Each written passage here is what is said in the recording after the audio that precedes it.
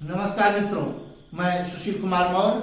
आज हम बीएड प्रवेश परीक्षा को ध्यान में रखकर हिंदी के अंतर्गत आज हम शब्द युग्म पढ़ेंगे, जिसको युग्म शब्द भी कहते हैं।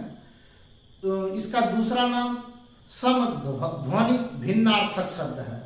समध्वनि के अर्थ है समान ध्वनि, देखने में वह समान ध्वनि लगे लेकिन भिन्नार्थक शब्द, अर्थ उसके भिन्न हो। आपको भले देखने में लगे कि समान शब्द है लेकिन वह भिन्न अर्थ अर्थात दूसरा अर्थ देता है। ऐसे हिंदी भाषा में शब्द है जो मात्रा की दृष्टि से बहुत मामूली सा अंतर है।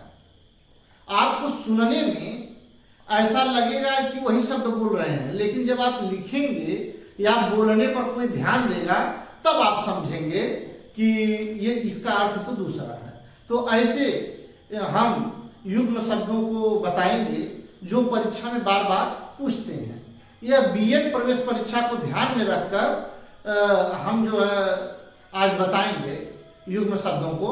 लेकिन यह बीएड प्रवेश परीक्षा ही नहीं, हिंदी की जो भी परीक्षाएं हैं जिसमें युग्म शब्दों को पूछता है उनके लिए भी यह वीडियो महत्वपूर्ण है। जैसे हम आपको बताते हैं नमूना के लिए, आदि शब्द है। आ और द पर छोटी की मात्रा अगर हम लगा दें, आदि। आदि का अर्थ होता है प्रारंभ, आरंभ जिसको कहते हैं, शुरुआत। आदि माने शुरुआत। लेकिन अगर हम द पर बड़ी ई की मात्रा लगा दें, आदि, आदि, आदि, मामूली सा अंतर है, केवल छोटी बड़ी का अंतर है, तो उससे अर्थ बदल जाएगा। आदि का अर्थ होता है अदरक, जिसको आप लोग चाय में प्रयोग करते हैं। तो आइए हम आज जो है युग्म शब्दों को जानेंगे और युग्म शब्दों को हम एक एक बार बता रहे हैं, फिर उसका अर्थ भी बता रहे हैं। आप लोग इसको जो है ध्यानपूर्वक देखिएगा। जो हम युग्म शब्द बता रहे हैं वह समझिए कि परीक्षा में अवश्य पूछेंगे। परीक्षा की दृष्टि से हम बता रहे हैं एक एक शब्द को। जैसे लीजिए अंश, यहां पर दंत स है, दंत स, अंश का अर्थ होता है कंधा। इसके बाद अगर वही तालव्य स लिख दें, अंश, अंश माने होता है हिस्सा या भाग। अब इसके बाद दूसरा शब्द है अंत। अंत माने समाप्ति और अंत। इसके बाद देखिए यहां पर अंत लिखा है, अंत माने नीच, अधम जिसको बोलते हैं। इसके बाद है अंगना, अंगना, अंगना माने आंगन। इसके बाद अंगना, अंगना माने स्त्री। मामूली सा अंतर है, देखते रहिए। अन्न, अन्न, अन्न माने अनाज होता है। इसके बाद उसके नीचे लिखा है अन्य, जरा सा अंतर है। अन्य माने होता है दूसरा। हिंदी भाषा की यही विशेषता है कि आप अगर मात्रा लिखने में जरा सा भी अंतर कर दिए तो अर्थ का अनर्थ हो जाएगा। अब अभिराम, अभिराम माने होता है सुंदर। इसके बाद अविराम, अविराम माने लगातार, अनवरत रूप से। इसके बाद अगम, अगम माने जहां पहुंचा न जा सके, जहां कोई पहुंच न पावे, उसको अगम बोलते हैं। आगम, आगम माने शास्त्र। आभरण, आभरण माने होता है गहना। और आमरण, आमरण माने मरण तक, जब तक आदमी मर न जाए, मरण तक। जैसे एक शब्द और है, जान लीजिए आजन्म। आजन्म माने जन्म से। अब देखिए यहां पर हम शब्द युग्मों की जानकारी में आगे बढ़ते हैं। इत्र, इत्र माने होता है सुगंध। और इतर, इतर माने होता है दूसरा। इसके बाद अगला शब्द है उपकार। उपकार माने आप लोग सभी लोग जान रहे हैं भलाई, लेकिन अपकार देखिए बहुत जरा सा अंतर है, मामूली सा अंतर। अपकार माने बुराई। यह कुल और कुल बहुत सी परीक्षाओं में पूछ चुका है, छोटी बड़ी सभी परीक्षाओं में। कुल माने होता है वंश और कुल माने होता है किनारा। कुल माने किनारा। खैर अंग्रेजी में भी एक शब्द है कूल। उसका अर्थ होता है ठंडा। लेकिन यहाँ हम हिंदी पढ़ रहे हैं तो यहाँ जानिए कुल माने होता है वंश, कुल माने किनारा। इसके बाद कंगाल, कंगाल माने गरीब, जो गरीब व्यक्ति है उसको कंगाल बोलते हैं, जिसके पास कुछ न हो। इसके बाद उसी से मिलता जुलता शब्द है कंकाल, कंकाल माने होता है ठठरी, जिसको आप बोलते हैं एकदम हड्डियों का ढांचा जो होता है उसको कंकाल बोलते हैं। एक बाबा जी हैं ठठरी शब्द का बहुत प्रयोग कर रहे हैं, आप लोग जान ही रहे हैं। इसके बाद अगला है कोष, कोष जो है मूर्धन्य स्वर, मूर्धन्य स्वर देखिए यहाँ पर है।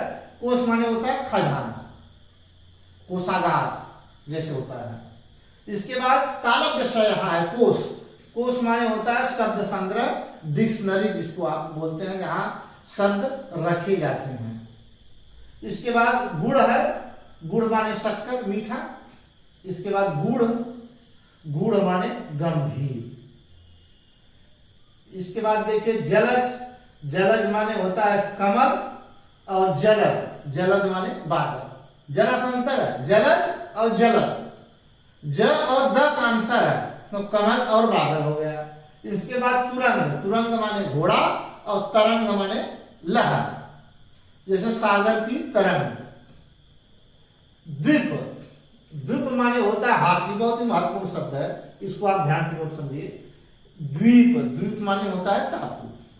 देखिए छोटी ई बड़ी ई का केवल अंतर है, सुनने में आपको लगेगा एक ही है, लेकिन अर्थ में देखिए कितना अंतर है। द्वीप माने हाथी और द्वीप माने टापू। इसके बाद देव है, देव का अर्थ देवता आप लोग जान ही रहे हैं, लेकिन दैव, दैव माने होता है भाग के। द्रव, द्रव तरल पदार्थ को कहते हैं द्रव। और द्रव्य, द्रव्य जो है किसी पदार्थ को या धन को भी कहा जाता है। नियत, नियत माने निश्चित, और नियति, नियति माने भाग्य। इसके बाद नांदी, नांदी शब्द और नंदी शब्द पर आप गौर करिए। नांदी नाटक का जब शुरुआत होता है किसी भी नाटक का, तो उसका मंगलाचरण जब गाया जाता है तो वह नांदी पाठ उसको बोलते हैं। नाटक का प्रारंभ नांदी पाठ से ही शुरू होता है, जिसको मंगलाचरण बोलते हैं।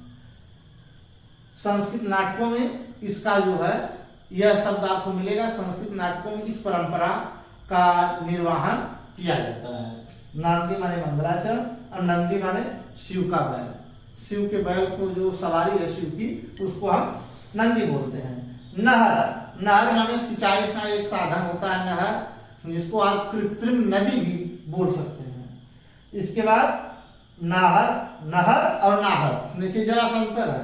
नाहर माने होता सिंह, शेर, सिंह या शेर। इसके बाद निशान, निशान यहाँ पर जो है दंत स्वर है, निशान, निशान माने झंडा। इसके बाद दूसरा शब्द उसी से मिलता जुलता निशान, निशान माने चिन्ह।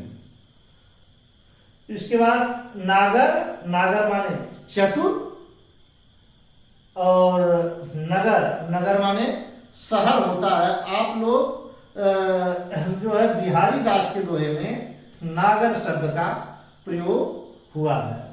अब इसके बाद अगला शब्द है निशाकर और निशाचर। निशाकर माने होता है चंद्रमा, और निशाचर माने राक्षस। वैसे निशाचर माने रात में विचरण करने वाला, लेकिन निशाचर जो है राक्षस का पर्यायवाची हो गया है।